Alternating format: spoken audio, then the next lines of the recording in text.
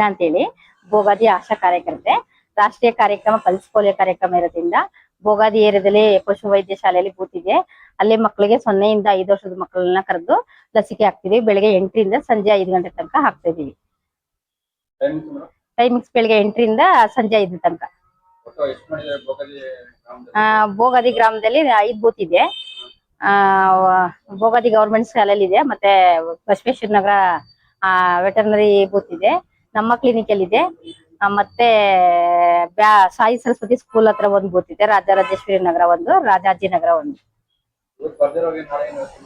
ಇವ್ರು ಬರ್ದೇ ಇದ್ದವ್ರಿಗೆ ಮಿಸ್ ಆಗಿರೋಂತ ಮಕ್ಕಳಿಗೆ ಮನೆ ಮನೆ ಭೇಟಿ ನೀಡಿ ನಾಳೆ ಬೆಳಿಗ್ಗೆ 8 ರಿಂದ ಸಂಜೆ 5 ಗಂಟೆ ತನಕ ಮನೆ ಭೇಟಿ ನೀಡ್ತೀವಿ. ಅವಾಗ ಅಲ್ಲಿರ ಸಿಕ್ತಂತ ಮಕ್ಕಳಿಗೆ ಕಳಿಸಿ ಹಾಕ್ತಿವಿ ನಾವು.